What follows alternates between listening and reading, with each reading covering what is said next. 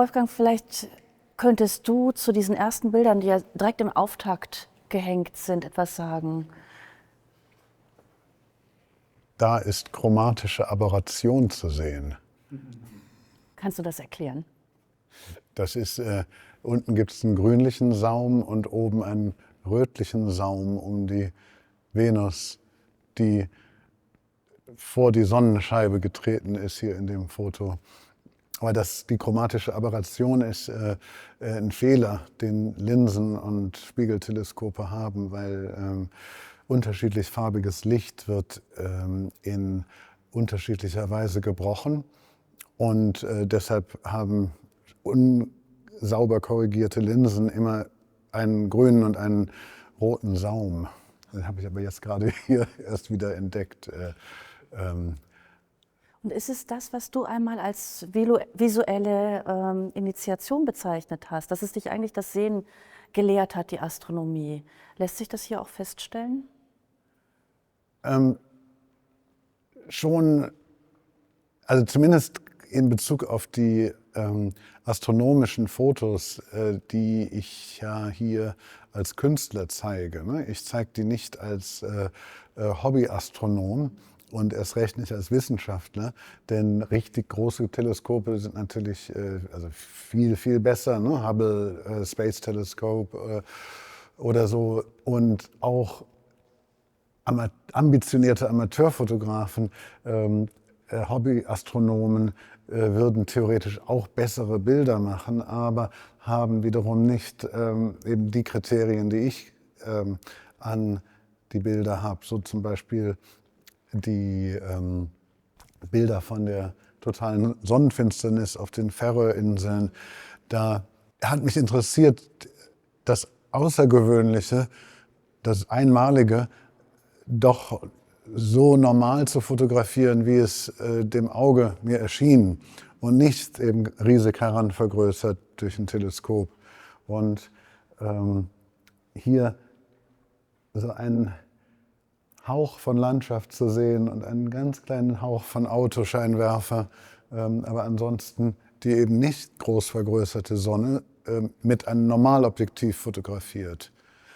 Und es wird manchmal gesagt, ich fotografiere das Alltägliche und mache das besonders aussehend. Aber eigentlich interessiert mich genauso das Besondere zu fotografieren und es erfahrbar zu machen. Du hast auch mal gesagt, es geht um die Grenzen des Sichtbaren und Darstellbaren, was sich eben bei solchen Aufnahmen auch besonders deutlich zeigt. Ich weiß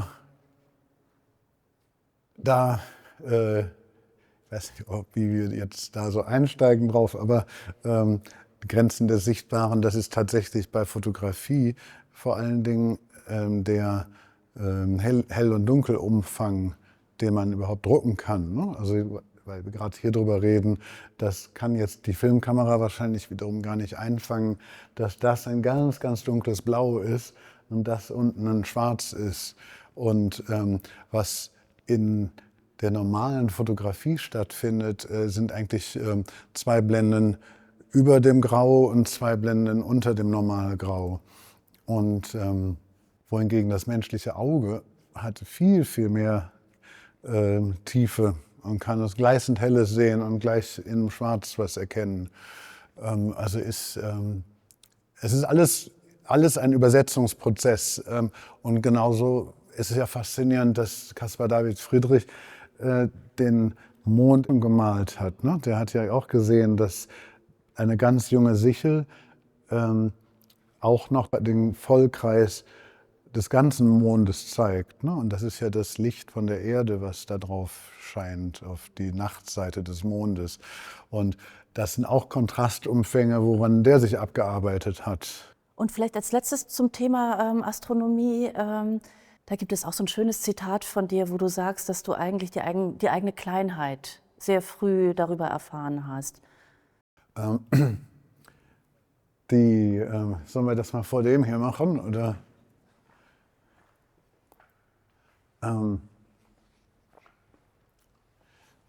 Das ist eins der der ersten neuen Astrofotografien, also als Künstler mit 1995, das heißt Sternenhimmel, das ist übrigens in der Uckermark gemacht. Und dies 20 Jahre später dann mit einer Kamera, die innerhalb von 3 Sekunden dieses Meer an Sternen aufnehmen konnte, sodass die Erddrehung nicht zu sehen ist. Wohingegen auf dem Bild sieht man die leichte streifenförmige Form der Sterne. Ich fand, also als ganz junger Mensch, ich habe mir irgendwie immer schon Gedanken gemacht über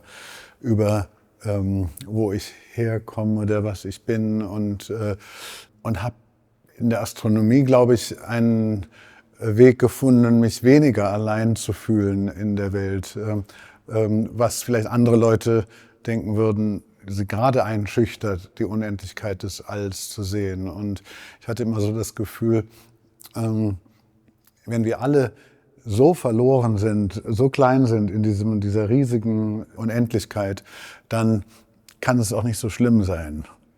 Dann sind wir eigentlich alle gemeinsam doch, teilen wir ein Schicksal. Und deshalb auch der Titel Weltraum. Wir sitzen alle in einem Boot. Ja, das ist tatsächlich ein Gefühl dabei, ne? Dass es eben nicht ein entfremdeter Weltraum ist, sondern nee, es ist genau der, den wir alle teilen. Ne? Und ganz am Ende der Ausstellung hängt ein Pflanzenstillleben von 2020, was heißt Can't Escape into Space. Wir können nicht in den Weltraum entfliehen, denn wir sind bereits in ihm. Also für uns war es wirklich schön zu sehen. Dieser Raum sieht aus, wie er vorher noch nie auch ausgesehen hat.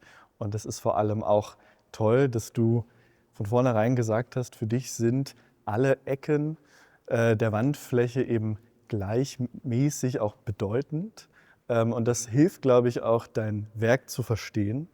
Aber kannst du vielleicht ganz allgemein gefragt mehr davon erzählen, wie du vorgehst beim Hängen, was deine Schritte sind, weil wir haben ja jetzt das Endergebnis quasi, das man sieht und das aber gleichzeitig, wie ich finde, auch viele prozessuale Elemente einwirft. Aber vielleicht kannst du einfach mal ganz allgemein darüber sprechen, wie eigentlich dein Vorgehen ist. So eine Ausstellung baut sich auf über einen Prozess, der so durchschnittlich 8 Monate dauert. Ich weiß nicht, wann war das erste Mal, dass ihr das Modell gesehen habt. Ich glaube schon im Sommer, nach dem Sommer habe ich das aufgebaut. Und weil ich seit 30 Jahren mit immer demselben Modellmaßstab 1:10 arbeite und natürlich erinnere, wenn ich zurück vom Aufbau einer Ausstellung komme und das Modell dann sehe, kann ich abgleichen, was sich verändert hat, was anders war, hat sich die Arbeit da tatsächlich schon ziemlich nah an ein zukünftiges Resultat annähern können. Aber trotzdem ist das Modell für mich eben nicht da, genau alles planen zu können, was ich dann machen werde, sondern es ist eher wichtig, Stimmungen und Themen und grundsätzliche Schwerpunkte setzen zu können und dann aber eben natürlich aus all den möglichen Bildern die richtigen dabei haben zu können, hier vor Ort, mit denen ich dann wirklich auf jeden Quadratmeter Wand eingehen kann. Und das war eigentlich doch ein überraschendes Moment hier, als ich dann die Übersetzung in den realen Raum sah und merkte doch, wie viele Quadratmeter in diesen riesigen Räumen noch Liebe und Care und Sorge brauchten. Und ja, ist eben ein Schauen. Also ja, ich gucke, also die Wand ist kein leerer Raum, vor allem auch kein luftleerer Raum. Und also man kann auch jetzt, dass ich die weiße Wand mitdenke und es aber eben nicht einen einzigen richtigen Weg gibt, die Ausstellung zu lesen. Das wirklich, was in deiner Assoziation passiert, ob das nun ein farblicher Reiz ist zwischen dem Blau und dem Orange da oder eine Erzählung, die sich spontan in deinem Kopf ergibt, die ist genauso richtig. Und die ist erwünscht. Das soll dann nicht als übermäßige Interpretation behauptet werden, aber diese Freiheit, dass etwas passieren kann, ohne dass es vorher festgeschrieben ist, das finde ich total wichtig. Und das hat nichts mit Beliebigkeit zu tun, ne? Weil das gab es natürlich auch, dass Leute das dann erstmal auch kritisch gesehen haben. Ne? Wo ist das denn dann auf den Punkt gesetzt? Und kannst du noch ein bisschen mehr davon erzählen, was dich daran interessiert, auch mit verschiedenen Formaten zu arbeiten, mit verschiedenen Art und Weisen Bilder zu hängen, Bilder zu drucken? Weil das sind natürlich dann auf einmal auch Bedeutungsträger, oder? Mich fragte im Laufe der Woche jemand nach der Haut in Bezug auf Papier. Und das fand ich, eine von vielen sehr interessanten Fragen, die hier gestellt wurde in den letzten Tagen. Das für mich wirklich programmatisch als in meinen formativen Jahren Anfang 20 es wirklich mein künstlerischer Wunsch war, Papier, die Haut des Fotos zu meinem Bildträger zu machen. Dass ich die Bilder nicht auf Leinwand drucken wollte oder übertragen wollte, sondern gerade diese Fragilität so einen großen Papierbogens programmatisch Teil der Arbeit ist. Und ich dann Wege gefunden habe über Zertifikate und über Wiederdruckbarkeit, dieses fragile Objekt in seiner Stärke auch erhaltbar zu machen. Und dasselbe mit den Fotos, die direkt an die Wand geklebt sind, die sind auch mit einer Technik geklebt, die das Bild absolut nicht beschädigt, aber trotzdem immer in einem Bewusstsein, dass man die Gegenstände nicht für immer erhalten kann. Und das teilen wir Menschen mit Papier. Nur das Papier hält länger und diese neuen Farbstoffe halten auch länger als Menschen. Aber die eigene Vergänglichkeit ertragen zu können, ist, finde ich, eine der wichtigsten Arbeiten im Leben. Und trotzdem dabei Spaß und Freude zu haben, ist irgendwie vielleicht das Geheimnis eines glücklichen Lebens. Und das irgendwie immer übertragen durchs Foto ist da eine Grundhaltung gewesen. Ich glaube, das zeigt das auch gerade ganz gut, wie eben, und du hast es mal beschrieben, auch vielleicht die grundlegende Schwierigkeit, sich erstmal zu fragen, wo ist der Ort der Fotografie, die ja irgendwie so ein bisschen ortlos ist, so hast du das zumindest auch mal gesagt, und dass Ausstellungen eben für dich ein Medium sind, in dem diese Fotografien dann auch eine physische Präsenz bekommen. Also wirklich auch, ja, man kann ihnen begegnen und sie sind auf einmal da und sie sind real. Sie sind zum einen als Objekte real und sie machen auch das, was sie zeigen, real auf ihre bestimmte vermittelte Art und Weise.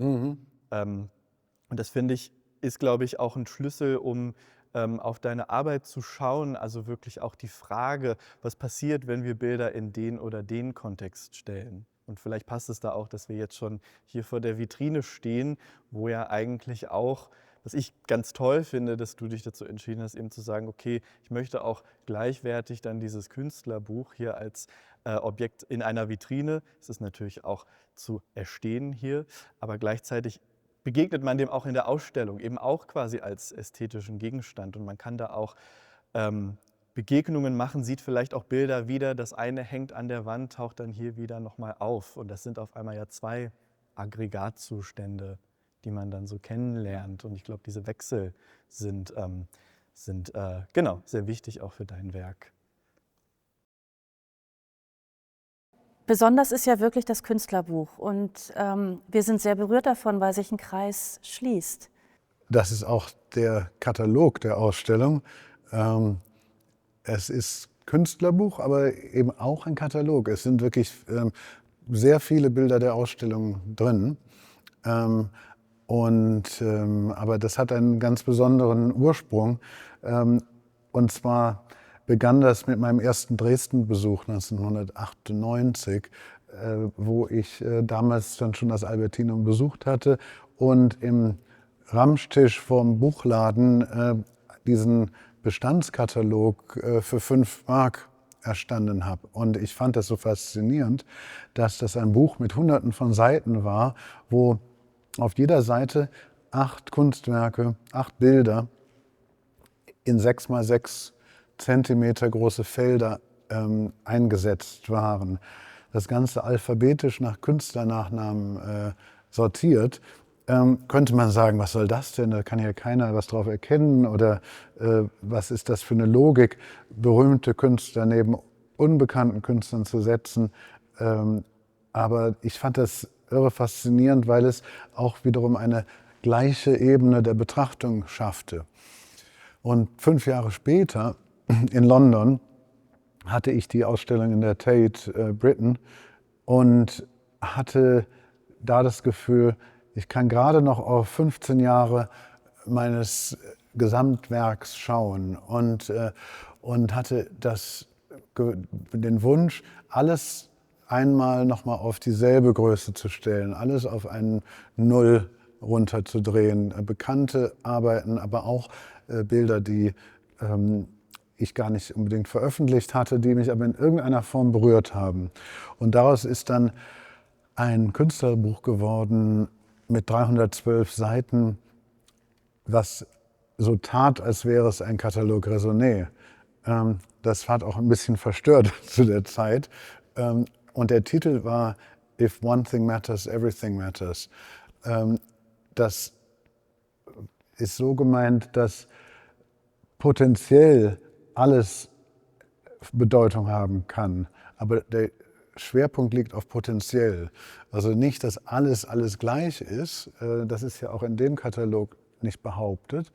Und dieses ist, glaube ich, ein ganz zentraler Punkt, in wie ich denke, dass ich Gleichbehandlung und das Potenzial, gleiches Potenzial in den Zellen, in den Atomen, in den Dingen ganz wichtig finde, aber gleichzeitig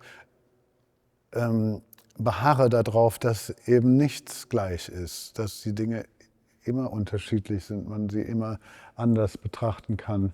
Aber fast forward, 22 Jahre später, habe ich plötzlich eine Ausstellung hier in dem Haus mit dieser fantastischen Sammlung und dieser Geschichte von einem Katalog von mir, der basiert auf einem 1987 in der DDR noch von deinem Vorvorgänger Horst Zimmermann gemachten Buch.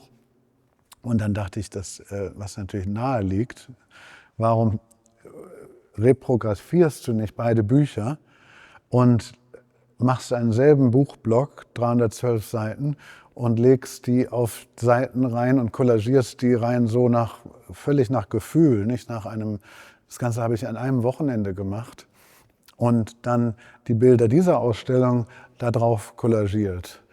Und das ist aus irgendeinem Grund, also hat es funktioniert. Weil man könnte ja wirklich sagen, habe ich mich da vergriffen an anderer Leute Kunstwerke. Aber es ist wirklich aus Respekt und Interesse an dem Buch und auch der eigenen Rückschau und so. Ich bin froh, dass wir es jetzt hier liegen haben und dass ihr es möglich gemacht habt. Ja, wir sind froh, dass wir das True Study Center auch hier haben, mit ganz unterschiedlichen Facetten. Und es sind ja unter anderem auch die Time Mirrors dabei. Ja, das True Study Center hatte ich begonnen 2005, lange bevor es den Begriff Fake News gab. Aber hatte ich schon damals so ein Gefühl, dass die Probleme der Zeit immer daraus entstehen, dass Menschen, oft Männer, absolute Wahrheiten beanspruchen. ob das nun religiöse waren oder pseudowissenschaftliche oder zu der Zeit vor 20 Jahren diese Frage, hat Irak Massenvernichtungswaffen? Eine Frage, die mit Wahrheit zu tun hatte, die eigentlich kaskadenartig bis heute unsere Zeit bestimmt. Der Irakkrieg ist für meine Generation, für mich ein absoluter Schicksalsmoment gewesen. Und Brexit wäre nicht passiert ohne Irakkrieg, kann man einfach mal so einen Bogen spannen. Und somit habe ich in dieser Zeit den 2000er Jahren dieses starke Gefühl gehabt, es beschäftigen mich Dinge, die eigentlich in Worten besser ausgedrückt werden und analysiert werden. Und gleichzeitig habe ich aber an sehr physischen und konzeptuellen Fotos gearbeitet, die eigentlich oft nur mit Farbe zu tun hatten, wo die Welt durch die Linse ausgeklammert war. Und dann habe ich mich entschieden, diese Themen, die mich den ganzen Tag beschäftigten, auf diese Tische, die ich aus einfachen englischen Türblättern gebaut hatte, in Ausstellungen auszubreiten.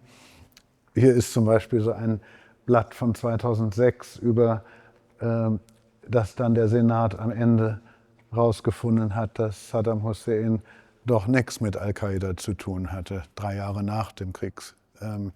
Und das ist dann über die letzten 20 Jahre zu einem wandernden, immer wieder neu rekombinierten Feld für auch absurde und auch nicht immer ganz ernste und manchmal recht schockierende Konfrontationen von Texten und Bildern geworden.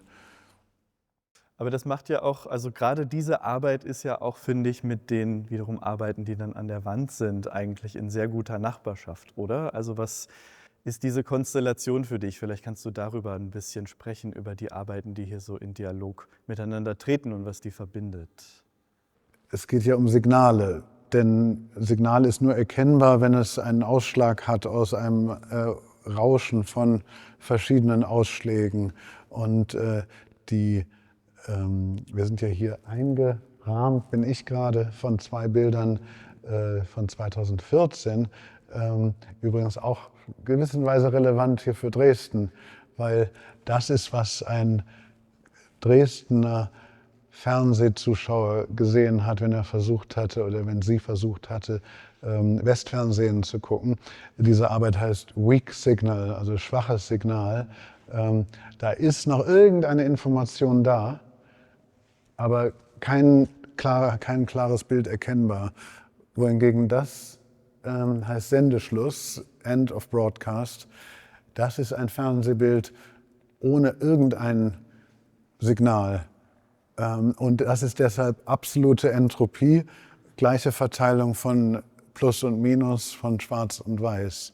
Vielleicht können wir mal mit der Kamera einmal ganz nah rankommen, denn dieses Schwarz-Weiß-Bild und dann hier ranfahren, dieses Schwarz-Weiß-Bild, wenn man immer näher rangeht, verwandelt sich plötzlich in ein komplett buntes Bild.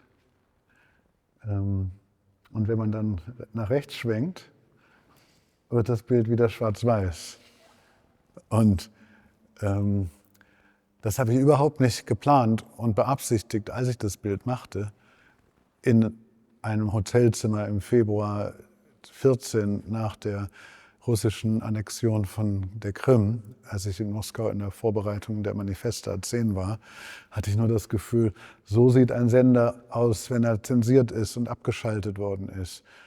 Aber später, als ich die Arbeit groß vergrößert hatte, habe ich gemerkt, dass es auch ein irres Bild über das Sehen ist. Und einerseits kann und will ich meinem Auge vertrauen.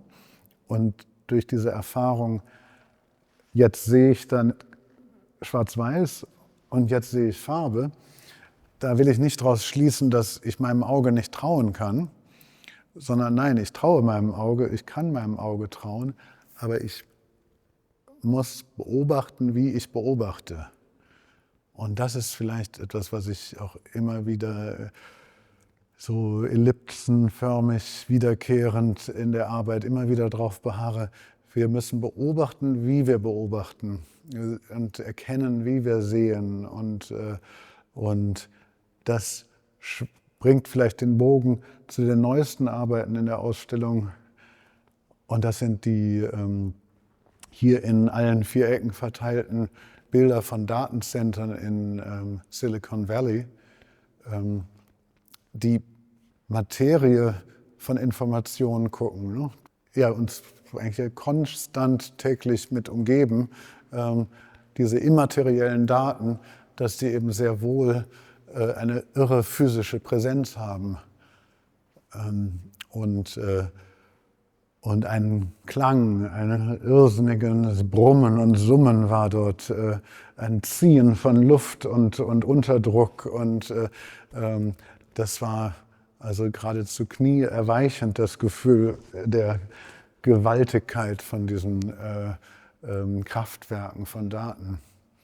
Ich finde es ja auch sehr spannend, dann eben das Truth Study Center zusammen mit diesen Arbeiten zu sehen, weil hier auf den Tischen natürlich auch viele visuelle, textliche Daten sind, die dann eigentlich genau durch dieses Kraftwerk befeuert werden. Also ich finde das interessant, dass dann im Endeffekt hier auch so dieser Motor auf eine Art und Weise sichtbar wird. Und dann haben wir hier diese Daten, die, und das zeigst du ja dann auch immer ganz schön, eigentlich auch wahnsinnig alltäglich sind, ne? Also die Sachen, die du hier, um nochmal darauf zurückzukommen, kombinierst, sind ja auch eben beiläufige Funde, sind genau, Screenshots und zeugen halt gleichzeitig auch davon, wie irgendwie auch diese Daten aussehen, die einen umgeben.